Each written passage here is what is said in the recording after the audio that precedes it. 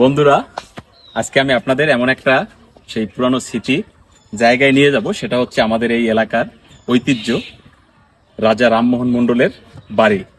আসলে না দেখলে মিস করবেন, চলেন দেখে আসি।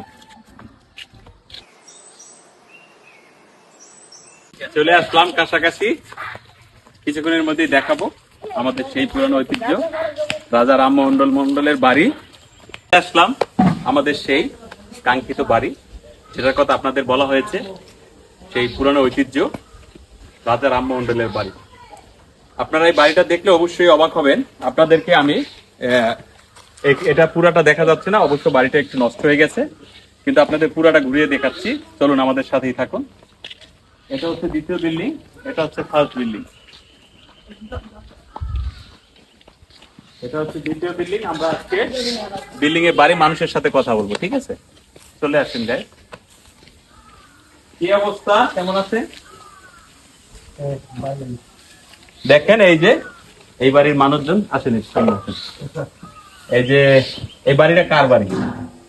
রামমোহন মন্ডলের। হ্যাঁ, রামমোহন মন্ডল। রামমোহন মন্ডলের। তারা অনেক আগে চলে গেছে না, মারা গেছে। মারা গেছে। তো আচ্ছা, এই বাড়িতে এখন মানুষ থাকে? আমরা থাকি। আচ্ছা, আপনারা থাকেন। এই বাড়িটা সম্পর্কে, আসলে এই বাড়িটা অনেক বড় ছিল, খুব জমজমাট ছিল, তাই না? সত্যি অসাধারণ গাইজ, দেখবেন এই বাড়িটার স্মৃতিটা কিন্তু সবাই আসে এরকম ভিডিও বানাতে। আমরা আজকে চলে আসলাম। এই যে বট গাছগুলো দেখো,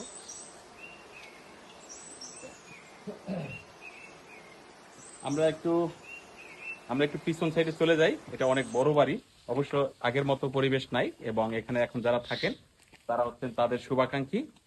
আগে যারা ছিল সেই মানুষগুলা এখন আর নাই, অনেকেই মারা গেছেন, এবং তাদের যারা উত্তরসূরি ছিলেন তারাই এখন আছে।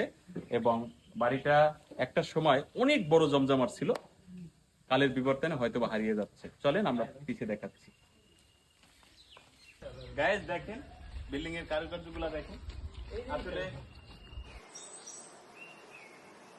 তারা যে কতটা বড় লোক ছিল, কিংবা এই বাড়িটা কতটা দামি ছিল, সেটা আপনারা শুধু এই যে কারিগর দেখেন, তাদের কার্যক্রম ছিল কি, এবং তাদের বিল্ডিং এর ডিজাইনটা ছিল কি। আপনার এই বাড়িটা অনেক বড় একটা বাড়ি, অনেক জায়গা নিয়ে এই বাড়িটা। তো প্রিয় দর্শক, যাদের কাছে আমাদের এই ভিডিওটা ভালো লাগবে অবশ্যই দেখবেন, এবং এরকম পুরানো স্মৃতিগুলো তুলে ধরবেন, যাতে আমাদের এই সমাজ মানুষ বুঝতে পারে যে আসলে আগেও এরকম বাড়িঘর ছিল, এরকম পুরানো ঐতিহ্য ছিল। এগুলা কিন্তু আমাদের আসলে একটা ইতিহাসের মতো স্মৃতির পাতায় লেখা থাকে।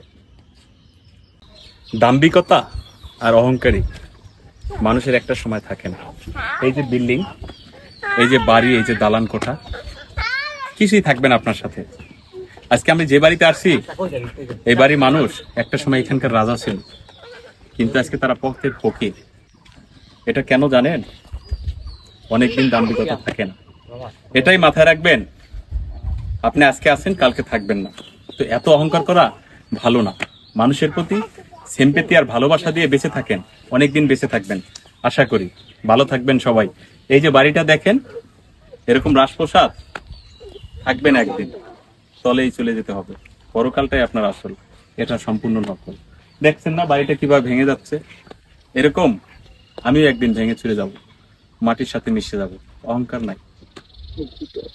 হচ্ছে এই বাড়ি যারা থাকতো তারা এখানে পূজা করতো, এবং এটা হচ্ছে অনেক বড় একটা মন্দির। আসলে এই বাড়িতে লোক সংখ্যা একেবারেই কম, যার ফলে এখন এই মন্দিরটা তারা আসলে পূজার সময় শুধু পূজা করে, এবং অত জাঁকজমট নাই, কিন্তু এটা এইভাবে থাকে। আর এই যে বাড়িটা, এটার যারা লোকজন ছিল তারা আসলে এই যে ঘাটে গোসল করতো, তাদের নিজস্ব পুষ্করণী 5টা।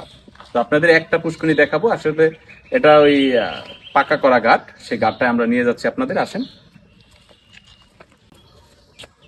চলে আসলাম কিন্তু সেই